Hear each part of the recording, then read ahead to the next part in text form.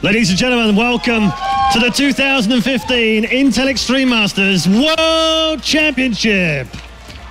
Yeah, that's right. We are at the World Championship. Finally, after a very long Season 9, around the world we've been, all through Asia and North America. Of course, that fantastic tournament in San Jose earlier on in the season, as well as in Toronto, Shenzhen and Taipei. But now it's time to find out over the next 4 days who will be crowned the first Season 9 World Champions. 16 fantastic players and the top cream of the crop in action here over the next 4 days. We do have 4 days of StarCraft 2 action. Today we're going to kick off with the round of 16. 4 of those matches will be played today on the stage.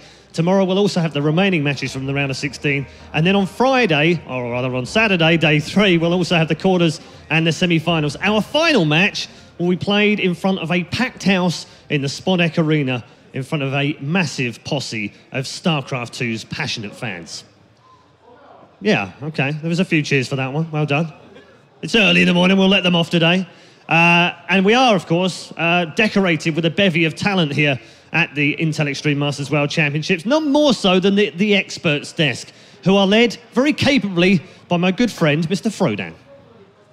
Thank you so much, Red Eye, and welcome everybody to the Intel Extreme Masters World Championships from the analyst desk here in Katowice, Poland. My name is Frodan, and I'm joined by 3 star-studded cast members of Kevin in Control Robinson. Oh, I did it again. Kevin, Rotterdam Van der Kooi, Jeff in Control Robinson, and Snoot from Team Liquid. I made that error in the auditions and the practice round, but we're here once again, guys. It's going to be really fun. Jeff, you've been back from last year. How's it going to be this time around in Poland? This time we're playing for a little bit more distributed money, but Season 9 expected to be absolutely epic. I think it's amazing.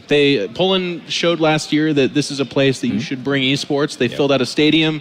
The stadium is beautiful. The fans are awesome. They were cheering for all the games that were played. I know that CSGO is here, LoL is here, StarCraft 2 is here. It's going to be absolutely amazing. And I know that Carmack, he cried on stage. It's something that they talked a little bit about because this is his home country and he was able to bring esports home, and it was done amazingly well. And honestly, if it's anything like last year, they're going to keep coming back to this place because it's a beautiful, awesome place, and the people can show up. It's great. Absolutely. Kev, you've been doing a lot of Intel Extreme Masters in the past. You did a couple of stops here as well. How's the journey been so far through Shenzhen, Taipei, San Jose, and Toronto? It's been really interesting because I was part of a couple. I watched a couple of home as well. But, you know, last year I was not here, but I did see pretty much every single best of 5, I think, back then. And I just looked at it and, you know, I've been in esports for a while. I've been in a lot of StarCraft events. So if I don't go to an event in general, I don't get too sad about not going to one. But that was one that I was watching. I was like, man, that actually looks like a really freaking good time. Like, I think I want to be there next year. So I'm really happy to be here this time. And it's been a great season, but obviously, you know, this is where it truly has to happen.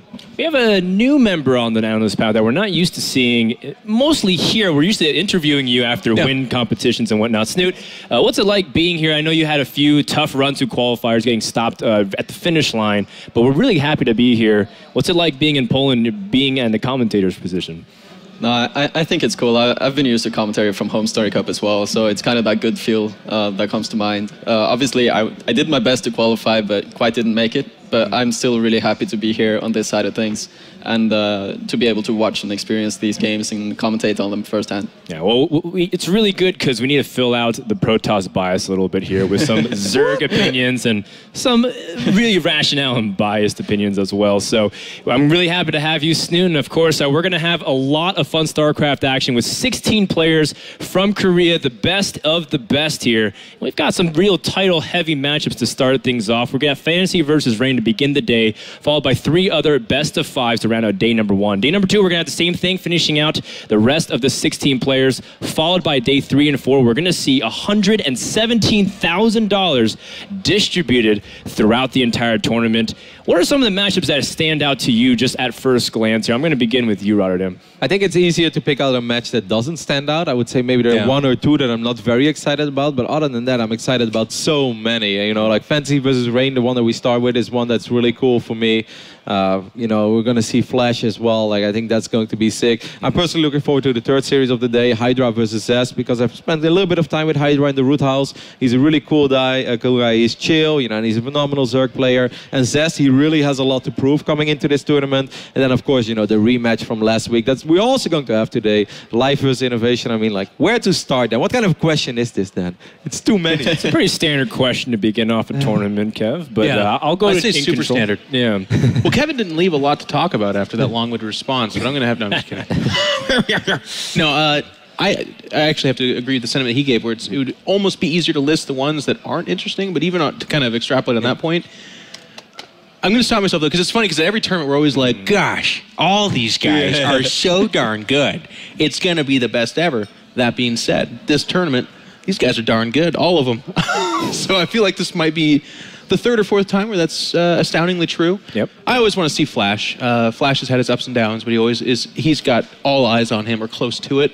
I also want to see him play poker. I need to make some money this weekend, so hopefully... There's a casino nearby, actually, isn't there, Kevin?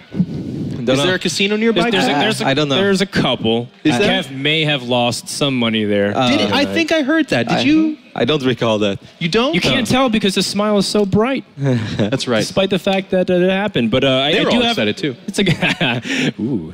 Save it for the rest of the tournament. Save it for the rest of the tournament, Jeff. Snoot here. Wrap up the thoughts here on some of the bracket. What matches are you looking forward to?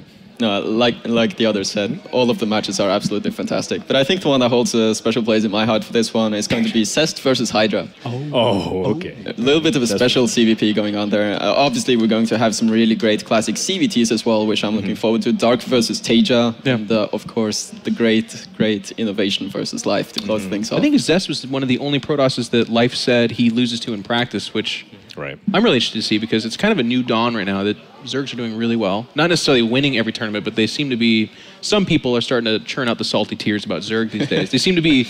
The like salt ray has been directed at Zerg right now, I feel. Well, they're not the most represented race here at the Intel Extreme Masters Season 9 Championships, but we do have a good amount of players and plenty of StarCraft today. Before we go to our first break, we also want to give a big shout out to our sponsors that help make it possible over at Intel, BenQ, HyperX, Gigabyte, Roccat, Blizzard, of course, and the Score Esports, who is our official coverage partner here at the Intel Extreme Masters. Make sure to check it out at thescoreesports.com. When we come back, we get ready for our first match of the day. It's FanTaSy versus Rain. Don't go anywhere.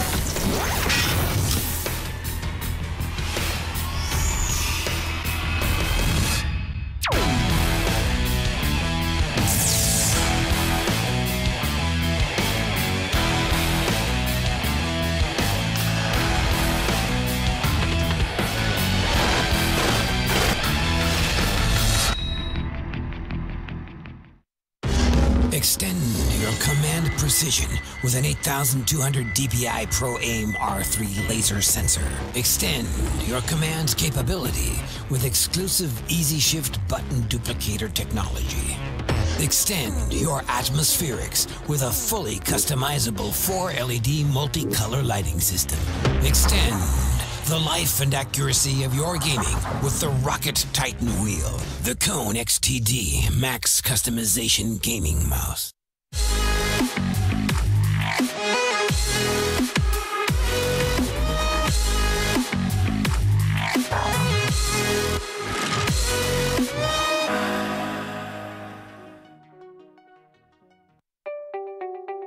We are all equal in the fact that we are all different. We are all the same in the fact that we will never be the same. We are united by the reality that all colors and all cultures are distinct and individual. We are harmonious in the reality that we are all held to this earth by the same gravity. I'm a gamer. I'm a gamer. I'm a gamer. I'm a gamer. I'm a gamer. I'm a gamer.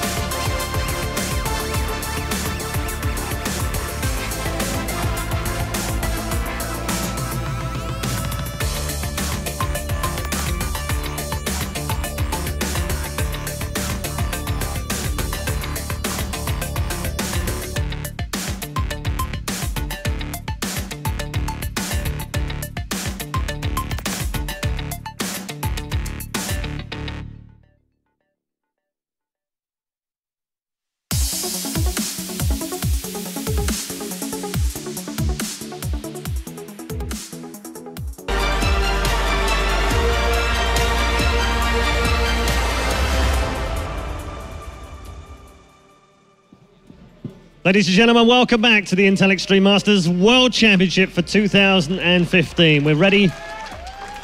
Well done. Good. I like that. Some good StarCraft passion. We like that in the crowd.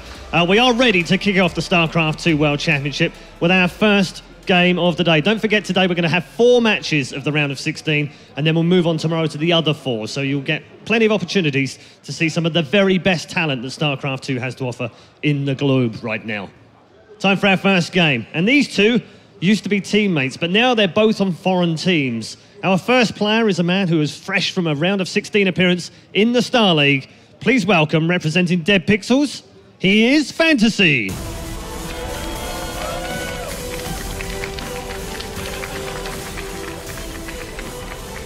He's not asleep, I promise. And his opponent for the round of 16 is a man who is very familiar with the Intel Extreme Masters, having competed here 3 times in the past and always reached the round of 8. Can he make it 4 out of 4 here at the World Championships? Fresh from a 2nd place at the San Jose Intel Extreme Masters in Season 9, please welcome My Insanity Rain.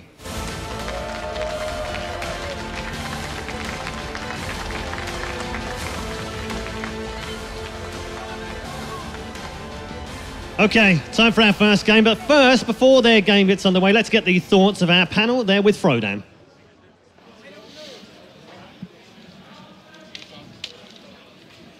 I'm a gamer. I'm a gamer. I'm a gamer. I'm a gamer. We're all gamers, and we're really excited for this first match, FanTaSy versus Rain. Well set up by Red Eye, because these guys had a long journey to get to where they are. You know, Rain gaining the 2nd place at the IEM San Jose. And of course, FanTaSy having going through a qualifier. Both these players struggling and a lot to prove. Soon, I want you to start off the discussion here, especially since you got to play against FanTaSy. We'll begin with the discussion based off this player. What do you think about FanTaSy coming into IEM World Championships? In Europe, he played and practiced on the European server for a while, and he had some really, really good results. I think something along the lines of 70 wins before he even got his first loss. So definitely a very strong player. I also played against him in the qualifiers, and he showed a very aggressive style, but still very macro-oriented, and I always lost in the long games. And he also has this really amazing will. He never gives up, no matter how bad the situation may look. Yeah, seems like a lot of Terran players, especially the Korean Terran players, have that tenacity, and it'll carry over. You know, we've been seeing FanTaSy a lot in StarCraft 2 with disappointing results, and I know, Jeff, you've watched him a lot dating back to his Brood War prestige. What's the disconnect here? Why hasn't he been able to piece together runs that are reminiscent from his glory days, so to speak? You know, it's hard to give any one answer to that, but I think they're two different games, which is kind of the Captain Obvious answer. But in Brood War, a lot of these guys ascended to a level where they were just literally untouchable, even from other Koreans. There was a top tier, the God tier, that a lot of people referred to, where it was weird when Flash dropped a game. If he got knocked out, that was incredible. And FanTaSy was no Flash, but he was in that upper echelon in a lot of times. He wasn't as consistent, obviously. But in StarCraft 2, I feel like the competition is a lot, it depends on how you look at it, but it's more fierce, it's close. We haven't really had the true Bonjour yet. We haven't had one player that was like, okay, in that year, they won frickin' everything. They were actually unstoppable, and that's kind of what that term refers to. So, not all those excuses aside, I think FanTaSy is still figuring it out. Korea is really starting to embrace and pick up StarCraft 2 finally, after it took a few years, but right now they have several leagues that are going on.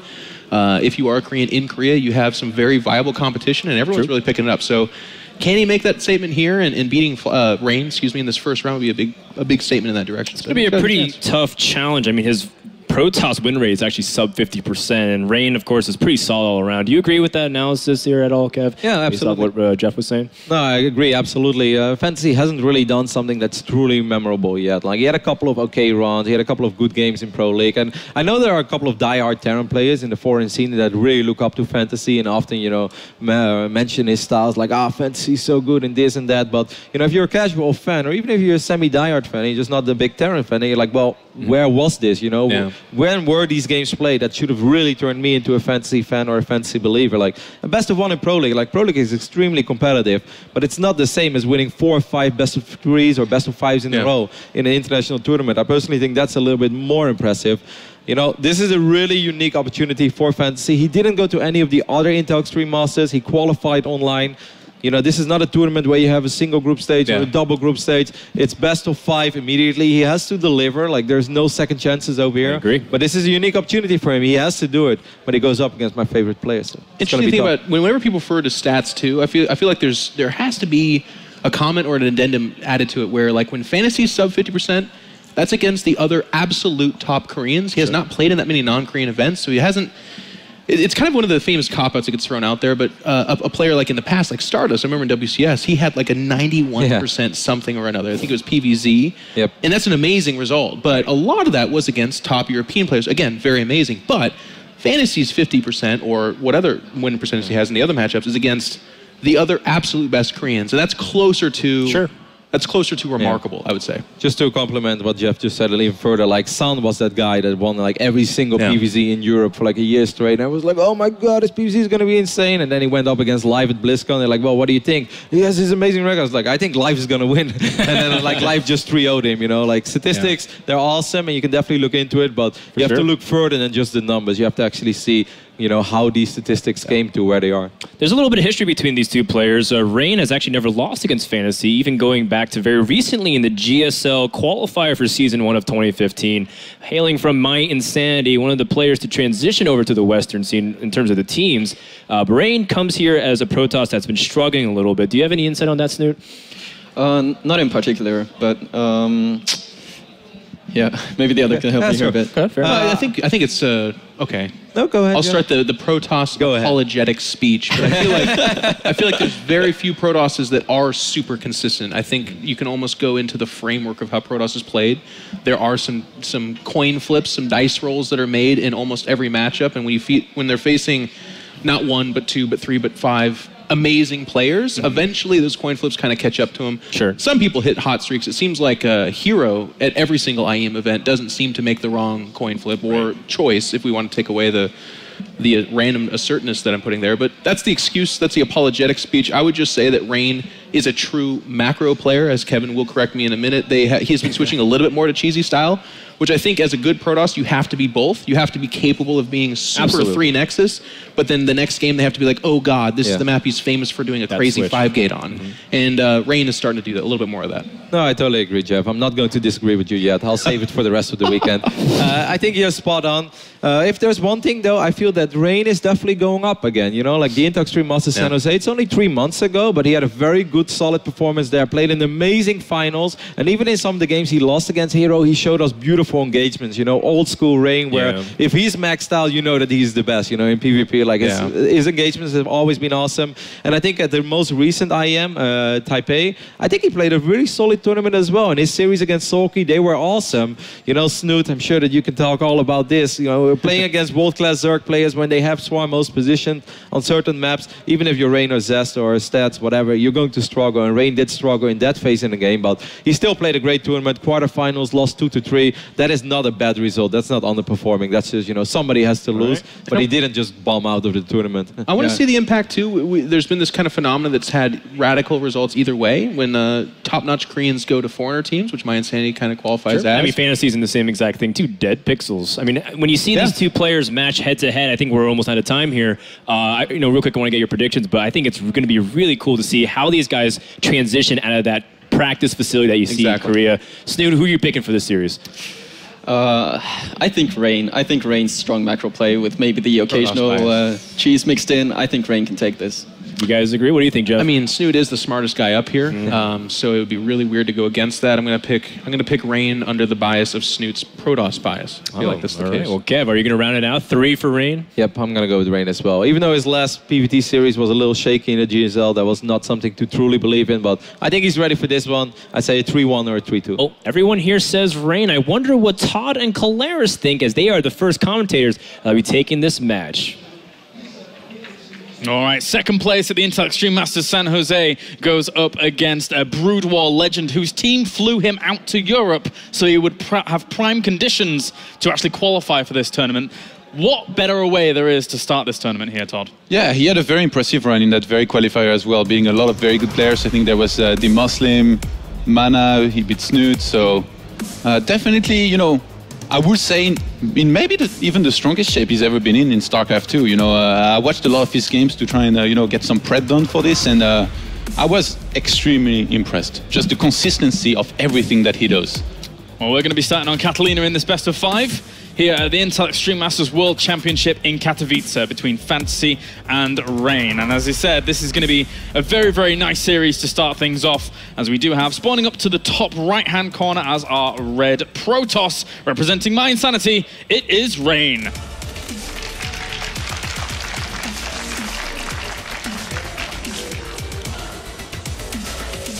And down to the bottom right-hand corner are blue Terran. Representing Dead Pixels, it's FanTaSy. This matchup to me feels so unique in the sense that these two players, I wouldn't go as far saying that they play passive, but overall they like to play, you know, very standard, very, you know, relaxed. They take more bases, they take, they get more and more units out on the map without always committing to massive attacks, as opposed to what most players will do. So I feel like there is a chance we might see some decently long game here. We could be seeing some very long games with maybe, you know, going up to Tempest and all that. I feel like it's going to depend a lot on maps and also the way they are going into the match, because their standard game plan, these guys, is for both of them to, you know, to go into a third base, do some aggression here and there, see exactly where they're at. If they find a weakness, then they go for it. If they don't, then they just keep on macroing up until they can do some damage or find a timing that's suitable for winning the game. I've said this time and time again when we've cast Rain. He has diversified a little bit. He does mix in some things from time to time, but the most of his game plan is going to that later stage. And especially against someone like FanTaSy, who also likes to go for things like that and won't leave the game for a long, long time. Rain is going to have to buckle down and really kind of hit a very, very strong game, especially to start things off, because FanTaSy cannot be underestimated. He has been on the top for quite a while. He's definitely been up there. Rain has had to diversify, to be honest. Like, he had no choice. He was trying to play, you know, the same standard stuff for a very long time. He was very successful at first, but at some point he just started slumping. He didn't have the results anymore. He wasn't doing well. So that's when finally we saw him start doing a few all-ins here and there, getting a little bit more aggressive sometimes, and mixing it up in terms of build orders a lot more, rather than do just one build order and try to execute it perfectly. This is the guy who, in interviews, said that when you play Protoss, if you want to have a better chance to win, at least with his style, will be to use the same one build every time and try to execute it perfectly. It was also the guy, though, who did say, or who compared, which is a bit extreme, Terran to Broodlord Infestor era. So he had a lot of problems with Terran back then. Let's hope for him it resolves, because otherwise he's going to have a hard time here against FanTaSy. Yeah, definitely. Especially since there's so many good Terrans here as well at the tournament, which you could quite easily go up against into the bracket. But for now, he's going to try and shoo away this SCV that did find Rain's location very, very quickly, and some good dancing by FanTaSy will delay this for a little bit, as the opportunity cost there is, well, it's already scaling up to 500 or so minerals, so that's been delayed quite nicely. Yeah, very nicely done. FanTaSy, actually, I feel like a lot of the time, usually he goes for a Reaper expand or a Command Center first. I've rarely seen him go for what he has done here. You know, a reactor, just 2 Marines, starts the Command Center and then gets the factory. So playing a bit of mind games here maybe in the first game, especially on Catalina, where Reapers are great, you know, to get in, get a good scout, see exactly what your opponent's going for. And I guess since he's up against Rain, maybe he doesn't need to go that extra mile of scouting, because he knows that Rain is rarely going to be cheesing, he's rarely going to be opening Stargates and all that. That's a really good point. And he did get good information on there with this SCV. This little probe, unfortunately, didn't get a whole lot. Just saw 2 Marines at the top, just a few extra Marines joining it. But with the timing of those Marines, you can probably anticipate that a command center is on the way behind all of this. And you know, Rain, actually, he quite likes these days to go open Twilight and go for Blink, like a lot of Protosses. But since he has seen absolutely nothing except a few Marines up that ramp, there could be no command center here for FanTaSy. There could be, you know, a factory plus a starport much earlier than they are now out on the map. He could be about to get dropped at around, you know, 6:37 minutes, in which case you need to have observers out on the map to make sure you can defend against Widow Mines and all that. So the choice of going for a Robo here feels a little bit forced, just by the way FanTaSy has told the story here to Rain so far in this game. But a Stargate is going to be added on down to the bottom left-hand corner of this base, and this is actually in a prime location to say if a Reaper had gone up there and been able to spot it, or been made earlier on and then survived and tried to get more scouting. But this is a great little location for it, because he realized the Reaper wasn't there. Yeah, exactly. And also, you can expect the Terran to scan the entire main when he's going to want to scan, and that Stargates to be outside of the radius of that scan. So in this case, there is actually a pretty good chance this is going to get spotted when FanTaSy goes for a drop. Like, it's really going to be about where does he want to drop. Usually you drop in the main and you send Hellions into the natural. He's actually going to go up to 6 Hellions here as well. This could do a lot of damage, especially since Rain, he went for a Robo and then he went for a Stargate. Like, in terms of units, he's only going to have 3 Stalkers. I guess he could warp a 4th one with the warp gate that he's going to get here. He spotted that, right? Yeah, he did. He spotted that with the Observer, so he's moved his Stalkers into the main base. But at the same time, that does leave the front a little bit vulnerable. He's going to have to use Mothership Core to actually push that back, and put an Overcharge went down very nicely to start things. There's already an eBay up for FanTaSy, but he needs to realize he's up against an Oracle. The Oracle's going to start flying across the map. That's a lot of units. He's trying to block some of those Hellions from actually getting into this probe line there, but 4 still enter the base. He's going to kill off all the rest of the Marines as well, so that's not too bad to mitigate some of the damage that's been done, but 9 workers have already gone down. He started turrets, but they're not going to finish on time. The Oracle should do some damage here if it... Oh my god. Widow Mines need to be able to defend as well, though. They need to come back and try and set themselves up. He has no Marines out here. The turret finisher just in time to be able to push it back without losing too much, but he did lose 7 workers in the point. Yeah, but FanTaSy killed 11. And no, that's not nothing, Maynard. That's quite a bit. Getting it in there as quickly as possible. Well, that Observer, Oracle even, now gets out. Whilst the extra 2 barracks are being added in here for FanTaSy. So it's not slowing down his production too much, but of course he does take a little bit of a hit to that whilst adding on his gases at the natural. Having to make turrets this early on, it delays the barracks so much of FanTaSy. And I mean, actually I don't even quite like that much the position of these barracks, but I guess he's going to move them to the left. But yes, Stimpack finally starting here, already having a starport. He's going to be able to get quite a few medivacs out on the map, start dropping, have some counter-attacking capability, have some defensive capability as well. And in terms of, you know, Rain's tech choice, already having a Robo and a Stargate, obviously he's going to go into Colossus. The question is, does he go for Phoenixes or Blink? And in this case, I think he's going to be the Blink. And I think aside from this drop going on in the mineral line, which actually is unspotted, and he gets so many workers, 12 extra fall down. So 24 have gone down already. I was about to say, he saw all the barracks, so he knows the extent to how much production is going on, so he knows he has room for his Colossi, but losing that many workers just now, that was a bit of a blow. Yeah, he was looking at his Oracles, actually. He killed a few SCVs, I think it was 4, but he lost 3 times those numbers in the meantime because he wasn't looking back at home. So Rain already in the first game here, with losing this many walkers, in a little bit of a difficult position, I would say, even though, you know, in terms of supply, he's still ahead.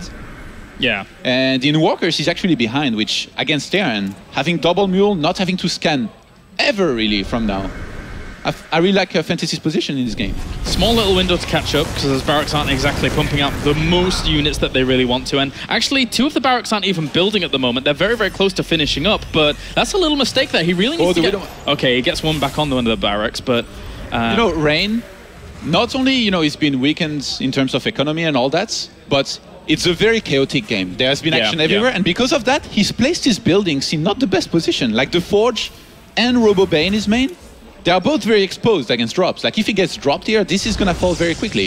If he has to take a third base, which he should have to, how does he defend from that third base in his main? If he gets dropped and has to react very quickly, it's gonna be super tricky for him to pull this off, I feel. Well, the double Oracle's going to head down to the third base, spot that, kill the SCV there and delay it for a smidge, as we have extra gateways being added on here for Rain as well. You know, it's funny, actually, like, I told FanTaSy that I had studied his games, and I noticed that he always throws down the third command center on the third base location, and asked him why. Why do you do that? Why don't you make it in a safer place at the natural domain? And he told me that since he always goes for a 4th and 5th barracks before the third command center, he's always going to have enough units that attacking this third command center wouldn't be worth it. As long as he doesn't get cancelled, he's going to be all right. It's funny how that works out in this game, considering that some of his barracks were delayed quite significantly there in terms of production.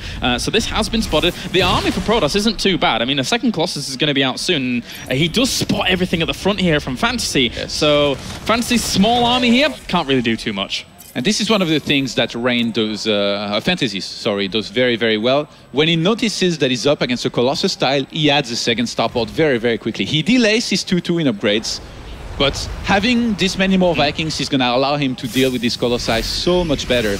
And yeah, I still quite like his position in this game. I really don't know how Rain is going to be able to take a third base and secure it, but then again, if there was anybody who could do it well, that would be this guy. Always going to lose an Oracle. One does fall down to the south. And the other one actually also fell during all of this as well. But Blink is finished. So technically, if he's in a good defensible position, he can go for Blink against these medevacs if they load up. But he scans, sees where the Stalkers are moving, and knows he probably shouldn't risk it too much.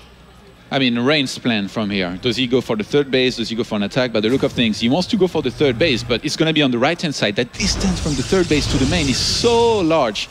So what you usually do here is you keep the Stalkers in the main and the rest at the third base, but that still leaves you exposed to taking damage here and there against good drops, against good map control.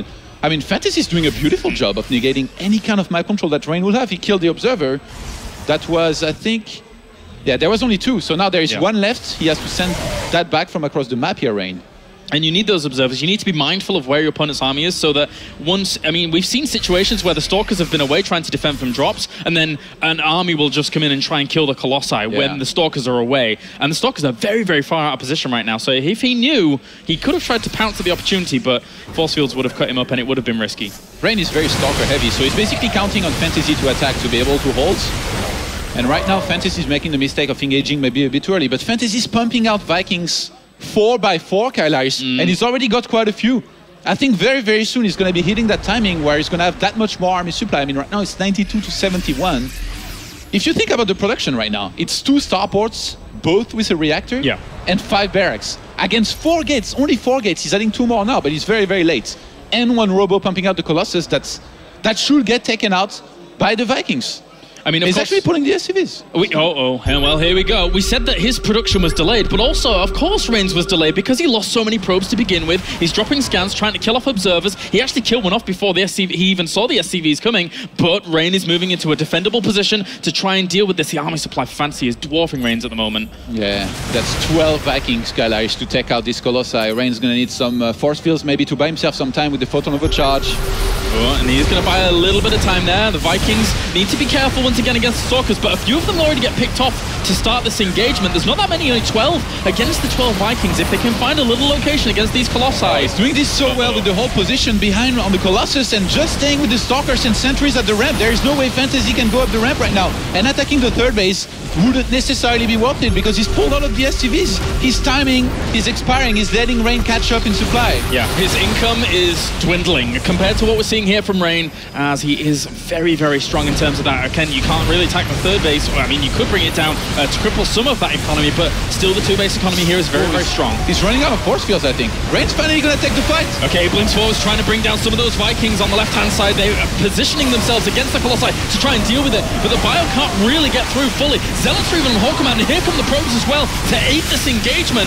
And he had a lot of Colossi, but they are plummeting in numbers at the moment. Only 2 left. There's a lot of Bio here still left remaining. Can they even get onto this position? I think they can push on forwards as FanTaSy pushes on. GG for game number 1.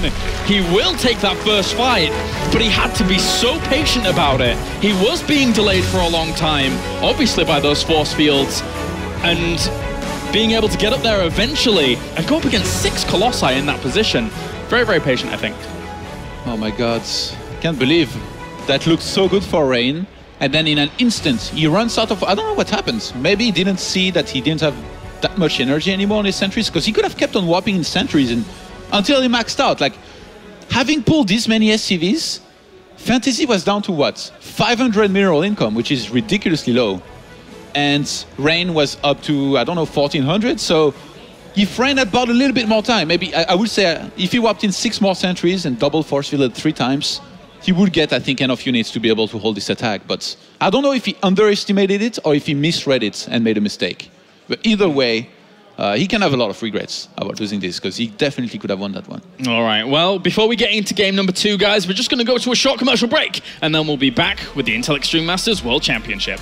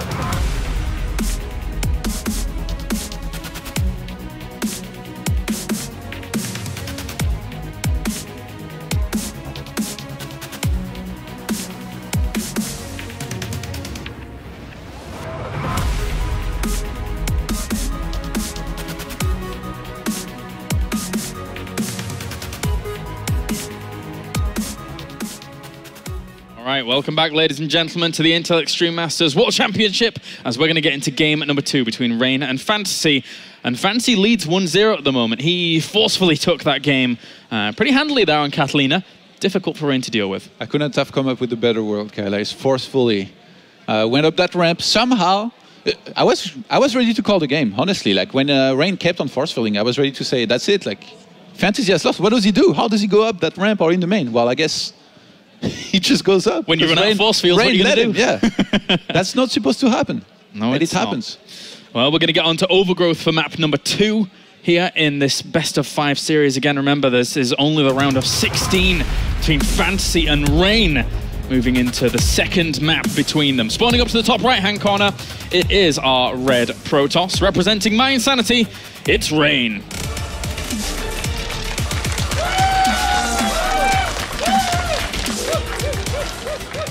And down to the bottom left, of course, our blue Terran, winning game number 1, representing Dead Pixels, it is FanTaSy.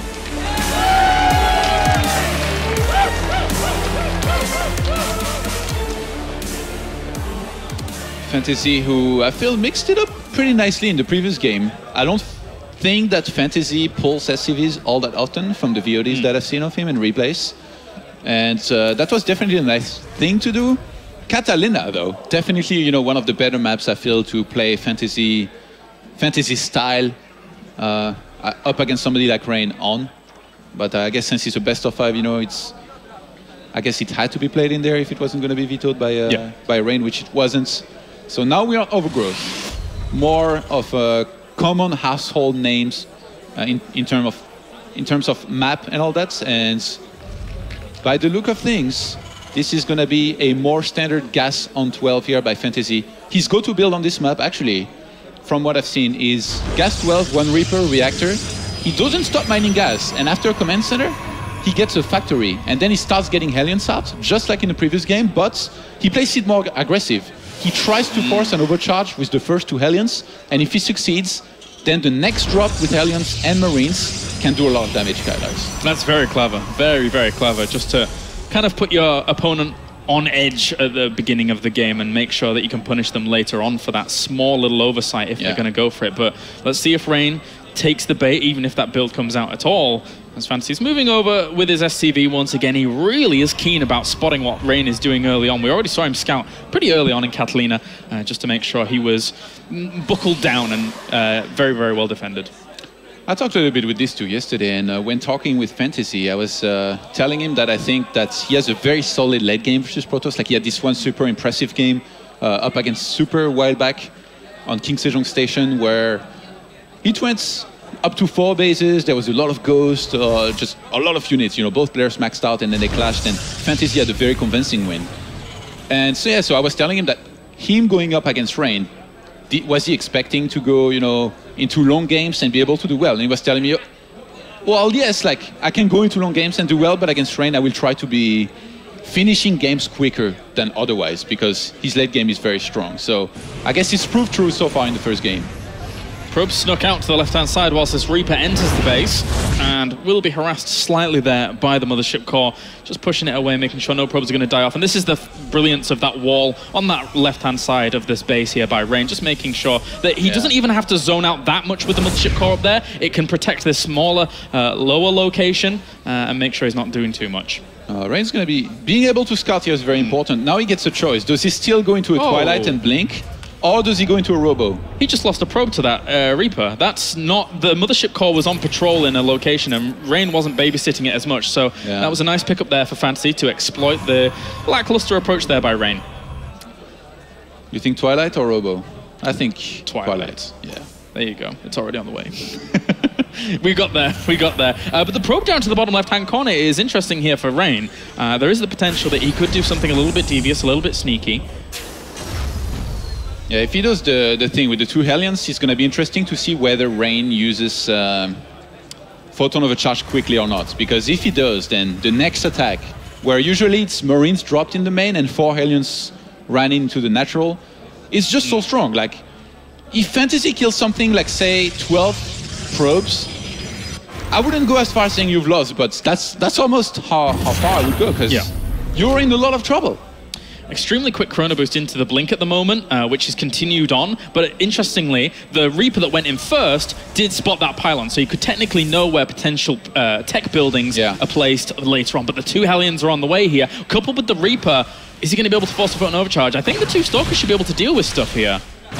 Oh, he's going to go past them, because Hellions are much faster than Stalkers are. Well, they're faster. So he's trying to force the Photon Overcharge. I think Rain should be patient and not use it. Yeah, Rain's too good to fall for that. Yeah, at least he saw the Twilight Council behind this, but the Stalkers clean this up alone. Yeah. He gets a few Oh my god, 6 probes. Wow. So as much as he's going to have Photon Overcharge, Rain already lost quite a few walkers. So he gets gateways on his natural now, and he kind of walls this off as well. I guess with a pylon between the Nexus and Gateway here, it would be very nice of a wall-off that he could get. Yeah. And right now, Rain should know that there's going to be a follow-up, most likely, a lot of the time with Marines drop and Hellions. But no, look at this. FanTaSy went for a second barracks. He entirely skipped on the starport so far. He got a Widow Mine out to be able to defend in case he was to be against some kind of, I guess, Oracle or Blink play up his ramp. Yeah, I think he realizes that there was just no opportunity to really put on that pressure that he would have liked to have gone for, which is okay, because he's going to be under a bit of pressure himself. With the pylon already down to the bottom, there's a Stalker warped in there as well.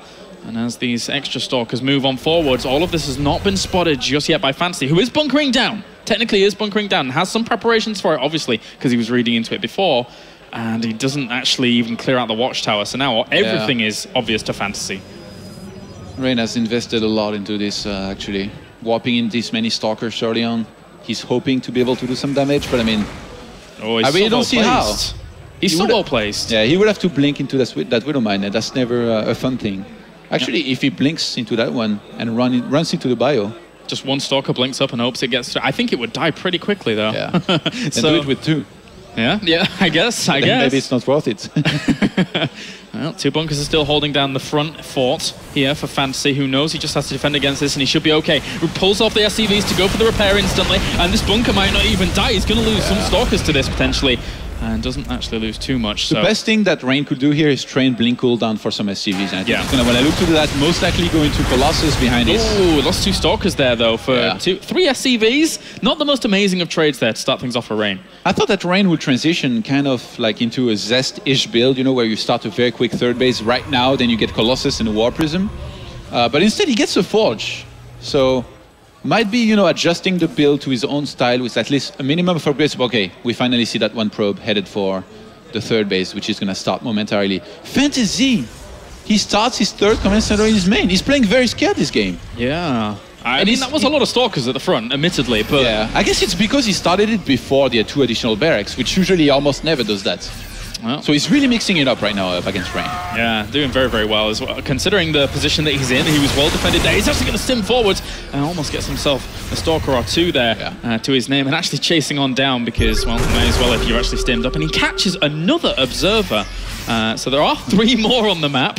Not quite Teja level just yet. Yeah. Funka don't have to be too scared. Yeah, he did okay in that first game. He caught quite a few and even denied some of the vision in the middle of the map. But starting with 1, with 3 extras, being able to spot out any kind of drops that would go on the right-hand side or over to the left as well, will keep him well defended for a little bit. The work becomes pretty even, which Rain definitely needs to work on that to be able to saturate that third base, but at the same time he needs to be worried about those drops that could hit him here very soon. Very nicely placed Observers. This is typical Rain here for you. You know, map control, very good defense. Rain is known for his defense. This is what he pulls off. Remember, actually, I think it was in San Jose, he had some insane defense up against Bomber. And now here again against FanTaSy in the first game, almost pulled off a great defense, but in the end, wasn't enough. You'll have to do better this game, because that Doom drop is looking pretty scary here. Yeah, how much does he have? He has 11 Stalkers, which most of them are placed in the main, and he does spot it with a scan, and he's going to have to pull back. You know what the classic mistake here is as Protoss? Wanting to blink in at the last second and snipe those medivacs, when really what you should be doing is standing at the edge of basically of that ramp in your main to make sure they don't drop at all before you start shooting at them. Because if you do that, or if you don't do that, rather. Oh, the blink forwards! Yeah, you see? Almost gets himself a medevac there. Actually, I think he did. But he's still going to stim up, trying to get down that Colossus. Will bring that down as well. All of these Stalkers were way out of position. I mean, you said it yourself. They got themselves a medevac, but that was a lot of damage done. Getting a Colossus for that was quite nice. Be able to hold. Oh, it's empty. It's empty. He gets the 1 medevac that he didn't really want. And another push on the left-hand side he's here. redropping in the main at the same time. Those units are very low, and there's still an overcharge. Rain anticipates that, though. He's going to leave enough units in the main to be able to defend that comfortably. But the trades have been good enough for FanTaSy to find himself on 40 more supply, Kylars. Yeah, he is looking good. Very, very good. As we're going to see once again, FanTaSy just trying to gear himself up on this left-hand side, trying to poke away at this third base, goes for an engagement. There's only 1 Colossus there. If he splits against these Zealots, he's actually not trading too badly there, considering there is 1 Colossus there, and he's got a good concave. There's enough gateway units to hold off for just a little bit whilst reinforcements come, but he's moving on the right-hand side as well. He might intercept a Colossus on this right-hand side, and he's going to go straight for it. 2 Marauders on the left-hand side with that, and he will split it up with a few force fields, saving that good control by Rain. The trades are good, Kayla. He's going to look to keep on trading, maybe even finish the game right here. So the Colossus ends up falling. FanTaSy on left and right, really piling on the pressure here to Rain, as a lot of the Stalkers are falling. Another Colossus is in jeopardy, as he's going to hunt it down with some of these Marauders. They kill off StarCraft to Stalker, and another Colossus comes out just in time to be able to push this away. Rain in quite a bit of trouble here. He's down to 32 army supply to 53, but FanTaSy's production is ridiculous. He's gonna throw down more barracks now. FanTaSy, by the way, instead of going for second starports, which is what he usually does against Colossus, but I guess now he traded well against the Colossus, he went for the second eBay and Armory earlier, so that he could get his upgrades going. FanTaSy, if you let him trade, you're almost never gonna beat him in the later stage of the game. You really need to shut him down completely with the drops, and so far, it's not what's happened. Like those drops, they did so much damage. They got insane trades for FanTaSy the whole time. And once the 3 extra barracks that FanTaSy adds on are going to kick in, then that production, he is going to be absolutely flying with that. So he can start hitting on left and right again. Stalker falls in the middle, extra Stalker there, free of troubles, not too bad. He's looking to maybe push onto the right-hand side. At least he's going to catch the probe and the pylons that are going down there. So that does help him. And a big, big drop again. Yes. But everything's moving into the main to try and deal with that. It's actually 4 Colossi on the map right now. Against 0 Vikings. Okay, we just got 2 here for FanTaSy. So it's still a pretty scary situation for FanTaSy in the sense that if he was to take a really bad fight, he could find himself in trouble. Ooh, this is... It's a lot of Stalkers again. He's going to pull back. He sees it with the scan. He's standing at the edge this time. Not again.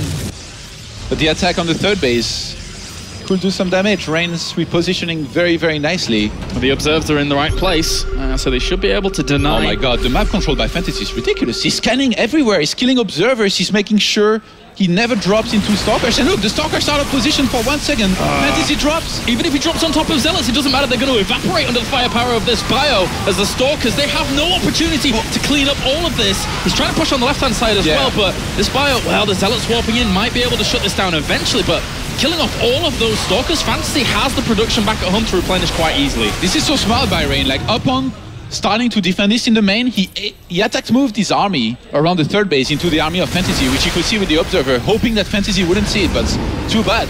FanTaSy is a Brood War Terran, and of course he pulled back on time without losing anything there. And behind this, FanTaSy's production is just... He could literally do any timing from there with the 2-2 and finish it. Oh, and he catches another Colossus in the main base.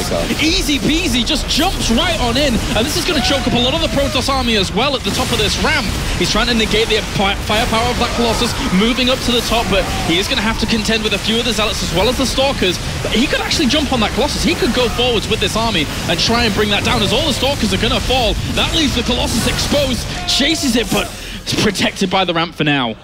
I feel like Rain's only chance here would be to somehow get Storm, but those fights... He doesn't have many Stalkers. He doesn't have the anti-air to be able to deal with it. He loses 2 Colossi for free. Here comes the bio. GG. FanTaSy takes game number 2. And so far, in this first best of 5, he is steamrolling ahead.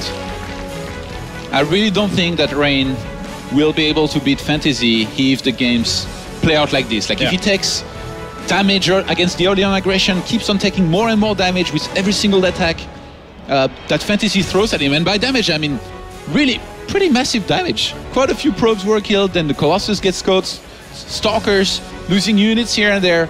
He needs to be able to stabilize in a game and take minimal damage, take into Storm. That will be his only chance. But even then, FanTaSy is quite great with Ghost. He's not one of those Terrans that skip on the Ghost Academy. He actually had the Ghost Academy at the end in this game. Had there been, you know, High Templar, Storm, he could have been just be making those ghosts and be doing fine in this game. He had a 4th command center up as well, could have flown that to, you know, to the gold base. So FanTaSy's macro right now, and his harassment at the same time, just immaculate. Well, that's 2 maps now to FanTaSy here in this best of 5. Can Rain make the comeback? We'll find out right after this.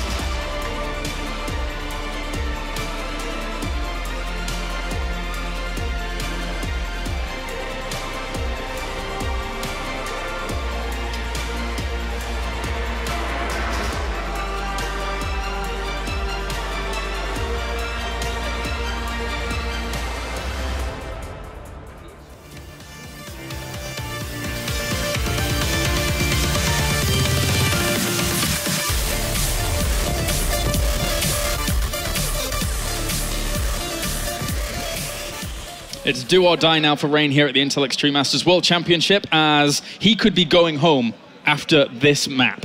So that will be a very, very short run here and a very, very short day for Rain. Unless he can bring it back, it's going to be Vanny Research Station. Is there the potential for Rain to pull it back here? Definitely, but I mean, how do you go about doing that against somebody like FanTaSy who's just been steamrolling him? Rain is the Colossus Blinkstalker guy that's very good at defense. The defense is just not there so far in this game. In these first two games. Does he try and mix it up a little bit more? Does he try to go for Storm earlier? It's going to be difficult either way. One thing's for sure, he has been outpositioned and outgunned in these first two games. Now let's find out if he can mount that comeback that he needs to here at the World Championship. As we have spawning up to the north, it's our red Protoss. Could be going home after this game. It is My Insanity's Rain.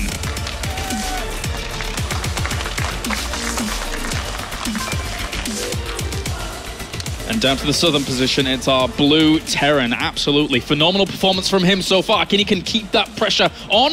It is Dead Pixels FanTaSy.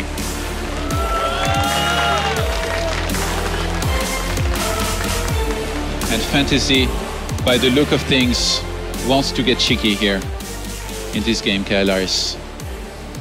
Why not? Go for a bit of a proxy, an 11-11 by the look of things. Uh-oh. You know, talking to FanTaSy yesterday, I was asking him what does he think, you know, about his game against Rain in general. Like, did he feel confident and all that? And he was telling me that he thought it was going to be really hard, but that if he won, he thought he had a good chance to win the whole thing. Wow. So far, it's not been really that difficult, I have to say, for him up against Rain. I mean, let's look at this from another perspective. It's very rare that you see someone dismantle Rain as well as FanTaSy has in these first two games. He has, I mean, especially in the second game, he did very, very well there. And now, in game number 3, he could be just rocketing it. Yeah. This is scary for Rain. The last time we saw something like that was, I think, when Rain played against Teja in the World Finals Season 2. That was a long time ago, jeez. FanTaSy going for the 2 racks here. I think he's hoping for a non-scout from Rain, which Rain doesn't early scout usually. He scouts after the Nexus, like pretty late. So usually too late to see these 2 racks. And he will almost always go for the cancelled Zealot into Nexus, in which case you're in trouble. Also, like, you know, the distance to the main here is going to be pretty short for those Marines to get in there. If one bunker goes up, I'm very worried for Rain. Then again, Rain is the defense guy. He's the guy who pulls off miracles. He's the guy who amazed me and Roddy when he defended a PvP proxy that nobody's supposed to ever hold when he played against Hug. So. Oh, but look at the initial bunker placement at the bottom of the ramp. Yeah. This is going to catch him by surprise completely. He's sending his probe over to go for a Nexus at a location that, and on a normal map, you would end up spotting this, but FanTaSy, it's very, very clear he's meticulously prepared this in his mind because of the map. And I mean, being up 2-0, he has to be so comfortable as well trying this. Like, I mean, if he loses the map, he's still 2-1. He's going to see it. He's going to see it, and he sees the extra bunker going down. First bunker's already complete. That's going to give him a really good spot to stage this assault from. Rain is not cancelling the Nexus yet. Is he serious? You don't need a Nexus, man. He needs units. He's got a Mothership Core on the way. You need 3 Stalkers and a Mothership Core. Yeah, and that bunker might end up finishing up very, very quickly. Even starts another bunker at the very front. He's still not cancelling the Nexus. That bunker at the front is actually causing delays for the second one to be brought down here, and he's going to get another probe. Or actually, only 2 have gone down just yet, but he needs to pull more off. He's going to need more than some Roddy Micro to win here. Yeah, and that Mothership Core, if it falls, if he doesn't have a Photon Overcharge, this is going to be absolutely disastrous for him. A few more probes end up falling in the process of this, and it gets the SCV. That was good control. There's actually no more SCV. Yeah. There is one in the middle of the map trying to rejoin that position now, but I mean, those Marines, they're going to keep on doing damage, and they're coming out 2 by 2. Rain, he doesn't have money for a second Stalker. And he's lost so many probes. Yeah, he's having a really, really hard time actually mining to get up to that. He needs gas as well. Why didn't he cancel? I'm not sure, man, but he's trying to get more probes out here. 4 Marines are at the front. He needs Photon Overcharge. If he can buy 12 more seconds, then he will have Photon Overcharge available. He gets us around on some of those Marines at the top. How many probes is it? That's 11-14 at the moment. The Mothership Core, he's trying to bring it down with these few more Marines, and he barely doesn't kill that Mothership Core off. Yeah, and he's going to get the Photon Overcharge off now, but I mean, with the bunker here, finishing momentarily, this is going to tank quite a bit of damage. Still more Marines on the way. Yeah, as soon as that Photon Overcharge ends, I mean, How is Rain gonna hold? He's not gonna have a Stalker by then. He's pretty broke. At least he's bought himself time to get some more mining going, get some gas in so he can have some more Stalkers available to him. He's trying to find an angle with this Mothership Core onto the SCV, but he can't poke forwards. It's only got 8 health. 2 shots will kill it off. FanTaSy is actually gonna transition, which I don't particularly agree with. I think if he knew that there is a second Nexus, which he doesn't, he would have just pulled SCVs and gone for the kill. Like literally pull almost everything. He's dodging shots with the SCV to try and repair a little bit more, bring it into the bunker and pull it back. And he doesn't get onto the Mothership Core before it recharges some of the shields. It's time, Kailaris. Uh-oh. He's got 1 Stalker. Is it going to be enough with this Mothership Core that's very, very weak to hold on? Probes get pulled offline. GG! And FanTaSy takes the first series 3-0 in the round of 16. And Rain has got to be absolutely flabbergasted. FanTaSy comes out with such a strong performance to start his run off. Well played by that man on screen. Moving forwards into the round of 8. It opens the other way. There we go. Perfect. And there you go. There is the winner. Moving on to the round of 8. It is FanTaSy. Such a strong performance by him. Such strong performance. That last proxy, man. Definitely a good position and idea to try that after being up 2-0 and Rain. Maybe a little bit upset about the first 2 games, or maybe he just kind of misread it, thought it was, you know, a 1 Rax poke. This was a lot more than a poke, man. It was push and punch. Yeah, that was a lot. That was a lot. And unfortunately for the second place at the Intel Extreme Masters, San Jose, he is now eliminated from the World Championship. So that is 1 cross on the board here. He is the first person to be departing from our World Championship. And FanTaSy moves on. So good stuff by him. And looking at those games, it's very, very clear that he came in pretty prepared. Yeah, wasn't that confident, but somehow played some pretty amazing games. And I'm a little bit surprised, you know, that Rain had such a hard time defending. Like, especially, I would say that first game, man. It looked so good for him for a second. But anyway, it happens. What's done is done. What's done is done. All right, so we are done here at the caster's desk. Let's head over to the stage to hear from our winner, FanTaSy with Susie. All right, thanks guys. I am here with FanTaSy. First off, congratulations. He actually told me that he wanted to do this interview in English, if he can, so I'm going to try to get that out from him. All right, my first question is, you beat a former teammate. You were both on SKT together, right? And you told me that this is really important to you to beat him. Now that you beat him, how do you feel, and do you have more confidence? Yes, Rain is my very close brother, so I feel very difficult. So I prepared some special build, and it was very successful. It sure was. Wow. Okay. Now I also know that in GSL, Rain beat you before. So when you came here, was that on your mind at all? Did that help? Did that help in making those special builds? Yes. When I always mid lane, I always lose, so I prepared so many builds and many practice, and today I'm very lucky, yes. All right, you are not lucky. He's so good. So to get here through the European qualifiers, if you guys didn't know, he was pretty much undefeated until he met Snoot. And then he beat Snoot 3-2, sending him to the analyst desk. And we can see that FanTaSy is here on the stage today. Do you have anything you want to say to Snoot? Yes, I think Snoot is very strong player, and I think we have a very good match and good game. So thank you, Snoot. All right, thank you, Snoot. And on that note, I'm going to send it back to the analyst desk. Wow, that trash talk, Snoot. He called you a good player and thanked you. I don't know how you're going to come back from that one. That's Korean, basically, for go to hell, I believe. So like we all predicted, FanTaSy 3-0. Exactly. 3 members of this panel. When we're wrong, it's analyst desk. When we're right, it's experts desk. I like that.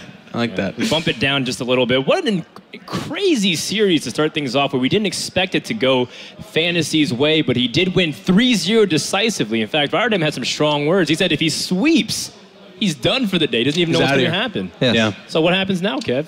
We have to replace you with FanTaSy? Yeah, maybe. Let's get FanTaSy on the desk together with Snoot, and I'm just going to sit in the audience. It was a pretty bizarre series, and I don't think it lived up to the expectation that I had personally. Of course, FanTaSy did a lot of things well, and he definitely played fast, you know, the game on Overgrowth, but I felt both games, like both game 1 and 2, like Rain made some crucial errors, and even in game number 3, like we can go over all the games one step by step. I don't want to do it all myself, but I feel like the second Widowmine drop that killed 12 workers, like 12 workers in PvT. Like, we don't play Zerg. It's not an inject and you get like 12 workers back. Like, if you lose 12 probes, that's really bad. And then 2 Hellions on Overgrowth kill 7 workers. That's, you know, I love Rain, but that's inexcusable. That should never happen. Like, 2 Hellions cannot kill 7 probes. I'm going to play a little bit of the devil's advocate and say, we've all been there before, and I've seen this. Like, the first attack was a medevac drop that was held off expertly well, very well done. But the coupling of it was like 6 or 7 Hellions, actually, is very difficult to hold off because you should have, hang on, Kevin, before I interrupt. You should have like 1 or 2 sentries to hold off the ramp. The photon overcharge is immediately queued. It was actually on the outside nexus, which is the right move. Sure. But FanTaSy pulled into the main and just got enough probes to make it really, really strong. And in the second game, the 2 Hellions, that too is an annoying thing that happens as well, where you have only 1 Stalker and a motion core at that time, maybe 2 Stalkers if you really chrono boosted out. And unless you're at home on the ramp, they're going to get in, and you should micro it out to do minimal damage, of course, which is the disappointing part for Rain. But I guess the problem I have is that I've looked at each of these situations, and he was also doing a double Oracle attack when the Widowmines dropped inside his main, and they go off, and if you don't see it in that time, 12 probes are gone, and that just destroys your chances of winning. So each of these situations, yes, he's on a main stage, he's a world-class caliber player, he shouldn't be making those mistakes, and that's where I absolutely agree with you, but it's in those early moments in a game for Protoss in particular where if they make those mistakes, they're dead. Like later in the game, it's really hard to come back from. All right, Gav has a lot to say. No. I just want to say, like, I didn't mention the first attack because I do actually think that Rain handled that one pretty well. The one against all the Hellions. Like, yeah, he lost quite a few pros, but I agree with Jeff. That's very difficult. It's Marines and it's a bunch of Hellions. So that he lost some probes there, you know, that's inevitable. You're going to always lose a few. He didn't lose a ridiculous amount, so that's okay. I just felt the Widowmine drop, you know, if you have a robotics facility and you have oracles out on the map, you should sort of have something to see that coming. And I must say also compliments to FanTaSy because I'm pretty sure that he right-clicked on workers because otherwise, you know, you can also kill 3 workers with a double Widowmine drop if you're a little bit unfortunate. But he killed 12, so I'm pretty sure that he target selected those. Very well done, but yeah, still, I expect a little more of Rain.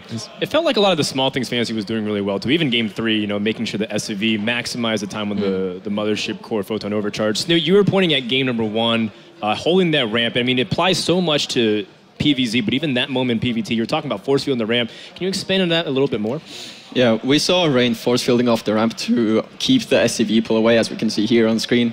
And in this situation, you don't really have a whole lot of options as Protoss. You force field the ramp, and after that, you need to deal as much damage as possible to the Terran army. And from here, the only thing you can produce is more Colossi. But if the Viking count is too strong, you don't really want to be making too many more Colossi either. You want to warp in more sentries so you can keep force fielding the ramp, and that's what we saw Rain did. Still keeping a lot of sentries in the back to force field. It's so frustrating because the breaking point, and we were all kind of talking through this as it was happening. Again, I will stop saying this after this, but we've all been here before where you're like, you know what? These force fields are going up. He's actually stepping into them. If I walk 5 Colossus forward and shoot into those bunched up units, I should kill this. But the second he does that, the Colossus kind of awkwardly have a tough time getting past the Stalkers and the Nexus. Yep. Yeah. You can see the Vikings step up. Look at the Colossus in the back. There's 2 or 3 not shooting that entire time. And there's enough Vikings where it's 1 or 2 volleys to drop a Colossus. And he needed all of them. And the nice thing here too, FanTaSy does a very subtle thing. The second the Colossus step forward, instead of remaining bunched up at the ramp, he spreads out to the lower part of the ramp and the upper part. And that concave, given the time with the Vikings, is more than enough to handle this. Yeah, FanTaSy just setting up his concave extremely well, and he was not being too eager about this either. A lesser player could have, for example, maybe sent all of his Vikings in, trying to pick off the Colossi, but FanTaSy was just being really patient about it and didn't lose a single Viking. And once he had the chance, once the force fields were gone, that's when he sent in everything and set up that beautiful concave. Yeah, and it looks like he's definitely on the upturn. Like we mentioned, he wasn't doing very good against a lot of fellow Korean Protosses, but I think it's a mixture of things. Rain didn't look exactly on top of his game throughout the entire series. Again, a lot of like unnecessary losses or like taking a lot more punishment than you should. And then from here, you know, FanTaSy moves on to play the winner between Flash and Trap, 2 players that people will be definitely looking for in the next series. Do you think he can go even farther than the round of 8 here?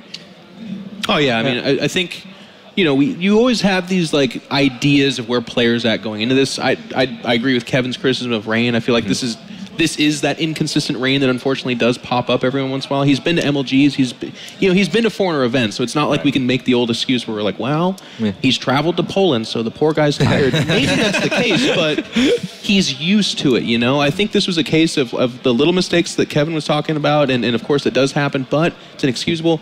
That aside, FanTaSy is not making those mistakes, I think is what we would say. He was the one that was driving the wheel, pushing the pace in this, and even little subtle things like waiting to reveal the second bunker. It was seconds after that Nexus goes down in Game 3. I'm done thinking that's just a mistake that FanTaSy just got lucky on. I'm pretty sure he actually had that timed out expertly well, and he looks to be really dangerous with these builds that he's got crafted down. I do think like there was a moment in game number 3 as well, since that's perhaps, you know, it's the deciding game, so we should talk about it a little bit as well. Our commentator, Jon Merlo, also known as Littert, he kept saying, cancel the Nexus, cancel the Nexus. And at first I was like, maybe he should, maybe he shouldn't, but later on it turned to be that Johan was 100% right, that like he should have cancelled the Nexus, because there was twice a moment where he could have at least queued up 2 Zealots. I know you rather have Stalkers, but he couldn't mind Stalkers because he took the left gas. Yes. You know, this is perhaps a future note for all of us. If we ever play Vani Ro16, let's take the right gas instead, because then it won't be in range of the bunkers. So Rain had to rebuild that assimilator as well, and he wasn't mining gas for a while because he had to pull those probes all the time. But still, if you would have cancelled the Nexus, at least you have 2 Zealots, and maybe then he has 2 Zealots, and then finally he had another Stalker, and then I think he could still defend. You know, yeah, it's not going to be great, but FanTaSy doesn't have a great economy either, or any tech, so it would have still been very playable, even when he was on 1 Nexus. So I think Johan was 100% right on that. And you know, just like to mention the final small thing, even when the second Stalker popped after he lost the first one, which should have also not happened, by the way, you should not lose Stalkers in your main base, but after he lost that 1 Stalker, when he finally waited, he waits, second Stalker pops, and he pulls the probe immediately, and this Stalker is still misrallied to, you know, like this far on the screen behind the middle line. It's hard to put it in distance, but those are like, that's 4 or 5 shots that you miss out, and early on, every single Stalker shot you can get on the Marine is so important. Those are tiny mistakes, but it's the difference between 3 probes almost immediately dying and having 0 DPS, or, you know, killing at least a Marine or maybe 2. And from there, do you think if he was able to, Rain would have been able to run away with the game? Because considering how far advanced, or do you think it would have been evened out more and it would still have been anyone's game? I mean, by then he was in a lot of trouble, but if he would have cancelled the Nexus when Todd said he should have, and then just handle it a little bit different, like there's no telling how it would have played out, how much FanTaSy is going to commit to a certain Marine poke or not, but we have an open game, we have an even game, and now, yeah, he was just in so much trouble. He had to retake in the simulator and no units, etc. He'd be in a better position, but he was in trouble the second he repeated the no scout opening Nexus at that time. Like, it gets kind of predictable that way, and FanTaSy, that second bunker was always going to be a problem. He had no Stalker even queued up at that point in time. The Mothership Core actually, I think, started a few seconds after the second bunker began. So it was always going to do damage that was going to put him in a hard spot. I mean, he actually had a second command center built behind this as well. And I think at the end of the day, he lost 3 SCVs on the push. So it's like, it's a lot of that kind of adds up to, I think Rain was a little bit screwed, and it was because in a best of 5, I feel like he did something very predictable, and FanTaSy was the guy that shaked it up and was able to capitalize. So is there anything else that we should take away from this series going? I mean, that was a very quick first series here, so clearly we have to talk a lot to make sure that we can fill out the appropriate broadcast time. But do you have anything else that you took away from the series? No, I just think FanTaSy chose some really good builds for this series. He plays very aggressively in a very solid way. I feel like it's very suited for tournaments like this, where some players might be nervous and they might be making mistakes that they usually don't make in practice. And when you play against Terran, it doesn't matter if you're Protoss or Zerg, not taking damage from early aggression and having those defense failures is just something that can ruin your day. And I think in this series, Rain took a few too many defense failures from FanTaSy's well-executed attacks. I just did some esports math in my head, by the way. Snoot lost 3-2 to FanTaSy. Rain lost 3-0. Ergo, Snoot, you're better than Rain. So I just did that for you. And it's true. That's not how it works, but okay. It is how it works. Well, in the end, Rain's the one that goes home in the top 16, unfortunately, but he still gets $1,000 and a little bit of WCS points in his pocket. We're done with our first series of the day, but coming up next on stream, we have Dark from SK Telecom, a player that Apollo is actually saying is one of the dark horses to go very far in the tournament, up against Liquidation. I'm sure Snoot has a lot to say about one of his teammates, one of the most winning players in StarCraft 2 history. But where has he been recently? We'll tell you more all about it right after this break.